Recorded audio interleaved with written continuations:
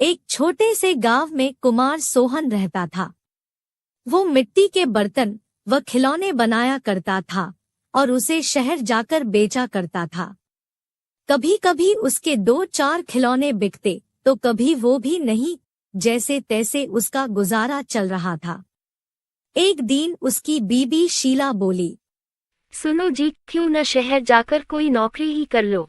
नौकरी करोगे तो महीने के अंत में कुछ धन तो आएगा। बीवी की बात सुन अब सोहन को भी ऐसा ही लगने लगा था, पर उसको मिट्टी के खिलौने बनाने का बहुत शौक था, लेकिन हालात से मजबूर था। बात तो तुम सही कह रही हो, पर कैसे उस हुनर को छोड़ दूं, जिसका नमक हम लोग अब तक खाते आए हैं। मैं जानती हूँ आप बहुत मेहनत और लगन से खिलौने बनाते हो, पर बाजार में बिक्री ना होने से अब हमारा गुजारा नहीं होता। अब तो यह हालत हो गई है कि रसोई में अन्न का एक दाना भी नहीं बचा। ठीक है, मैं कल सुबह ही शहर जाकर कोई न कोई नौकरी तलाश करता हूँ। अगले दिन वो शहर के लिए रवाना हो गया और एक व्यापारी के पास वह नौकरी करने लगा। सोहन वहां नौकरी करता तो जरूर था, पर उसका मन अभी भी अपने चाक और मिट्टी के खिलौनों में ही रहता था।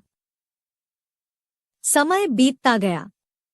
एक दिन शहर में जहां वह काम करता था, उस मालिक के घर पर उसके बेटे निखिल का जन्मदिन था। सब महंगे महंगे तोहफे लेकर आए। सोहन ने सोचा, क्यों ना मैं मिट्टी का खिलौना बनाऊं और बच्चे के लिए लेकर जाऊं, वैसे भी हम गरीबों का तोहफा कौन देखता है। यह सोचकर वह मिट्टी का खिलौना बनाया और बनाकर जन्मदिन पर ले गया।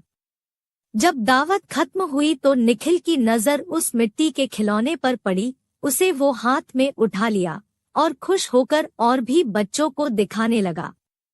खिलौना सभी बच्चों को बहुत पसंद आया और जिद करने लगे कि उनको भी वैसा ही खिलौना चाहिए।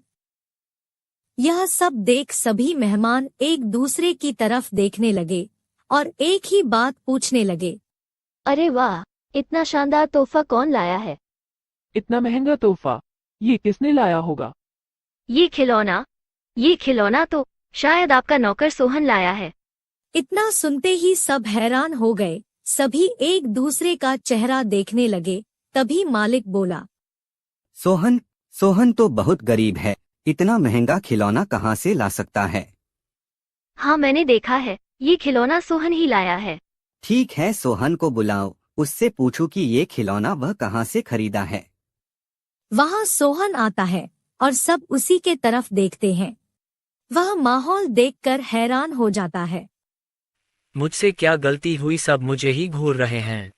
शायद मेरा खिलौना निखिल को पसंद नहीं आया होगा और बच्चों के सामने वो अपमानित होगा। कोई बात नहीं, मैं माफी मांग लूंगा। मालिक, क्या आपने मुझे बुलाया? हाँ सोहन, क्या यह खिलौना तुमने दिया है? हाँ मालिक। तुम यह खिलौना कहाँ से लेकर आए हो और इतना महंगा तोहफा तुम लाए कैसे? इतना सुन सोहन मन ही मन खुश होता है और मुस्कुराते हुए बोलता है, माफ कीजिएगा मालिक, ये कोई महंगा तोहफा नहीं है, यह मैंने खुद बनाया है।